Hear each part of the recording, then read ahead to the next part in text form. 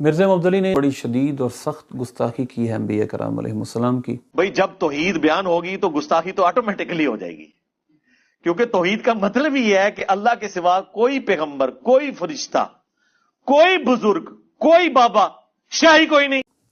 اور اس نے کہا کہ جب اللہ کی توحید بیان ہوگی تو انبیاء تو شاہی کوئی نہیں، معاذ اللہ۔ اور اس نے کہا ہمارا جو استاد تھا اس کا مولوی صاحب، وہ بھی یہ کہا کرتا تھا جب توحید بیان ہوگی تو گستاخی تو ہوگی۔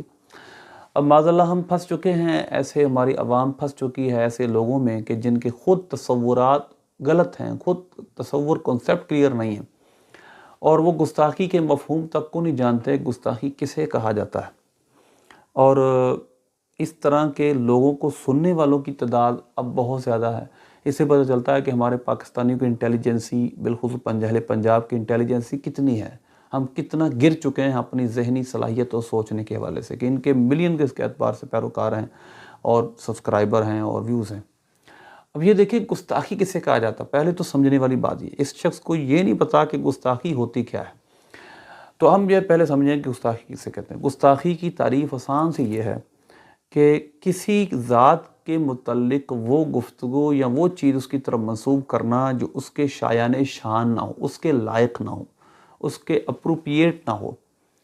تو لہذا گستاخی اس کو کہیں گے کہ ہم نبی پاک صلی اللہ علیہ وسلم کی شان میں کوئی وہ لفظ بولیں جو آپ کے شایان شان نہ ہو، آپ کی شان میں تنقیص کا باعث ہو۔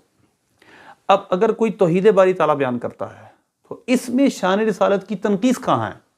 اگر کوئی اللہ کو یہ کہتا ہے، اللہ کی صفات و ذات کو توحید بیان، اس میں نبی پاک صلی اللہ علیہ وسلم کی توہین کہاں ہے؟ توہین تو تب ہوگی کہ آپ کو جو اللہ نے مرتبہ دیا ہے کوئی اس سے گھٹانے کی کوشش کرے۔ میں اس کی مثال آپ کو دیتا ہوں۔ آپ کے ایک والد ہیں، ایک ماں ہے، ایک استاد ہے۔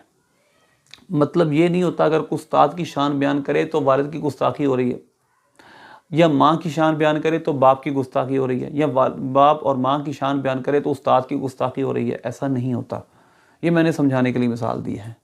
تو شان الوہیت یہ ہے کہ وہ ایک ہے، یکتا ہے، ازلی ہے، ابدی ہے۔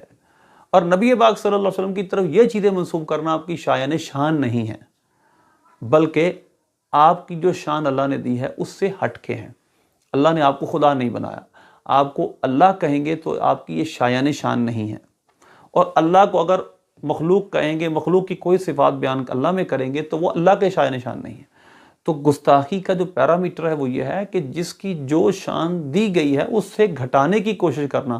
اب توحید باری تعالیٰ بیان کی جائے گی، اس میں نبی پاک صلی اللہ علیہ وسلم کی شان مصطفیٰ کس طرح کم ہوگی؟